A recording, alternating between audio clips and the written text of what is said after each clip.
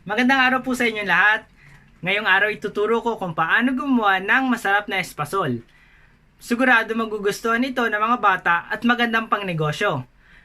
Kaya panoorin nyo po ang full video na ito para malaman nyo kung magkano ang puhunan, magkano natin bebenta at magkano ang tutubuin natin. Kaya sa mga interesado, tara, samahan nyo ako magawa ng ating espasol.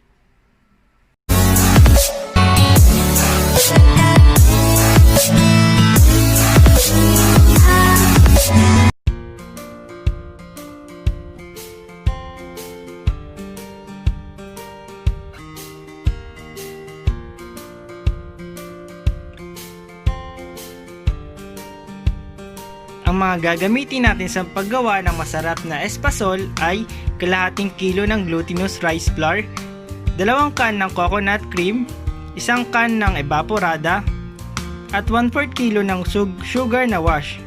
Para sa ating pagbabalot ay 4x10 na plastic na makapal.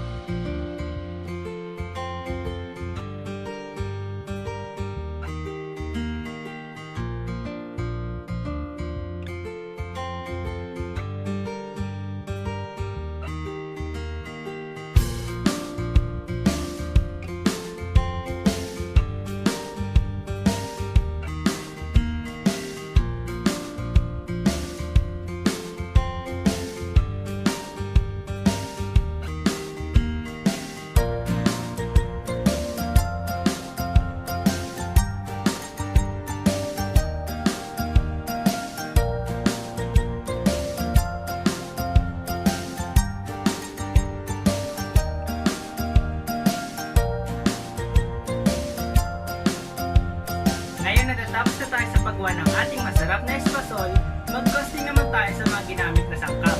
Ang ating 500 glutinous rice flour nagkakahalagang 60 pesos. Ang ating 2 can ng coconut cream ay nagkakahalagang 100 pesos. Ang isang can ng Evaporada ay nagkakahalaga ng 20 pesos. Ang ating 1/4 na asukal ay nagkakahalaga ng 10 pesos. Dahil gumamit tayo ng gasol, 20 pesos, pati na rin sa ating labor, 20 pesos. So ang bali ng puhunan natin ay 230 pesos. Ang kinalabasan ng ating espasol ay 20 packs. Kada isang pack ay mayroong 10 pieces na espasol. Ang 230 ay i-divide natin sa 20 pieces, ang magiging puhunan kada isang pack ay 11.5. Ita-times natin siya sa 0.5, ang idadagdag natin na sa presyo ay 5.75. Ang total ay 17.25, pero gagawin na lang natin na 18 pesos. Ang 18 pesos ay ita-times natin sa 20, ang kalalabasan niya ay 360. 360 minus na puhunan natin ng 230, ang pinakatubo natin ay 130 pesos. Maraming salamat sa panonood sa aking video.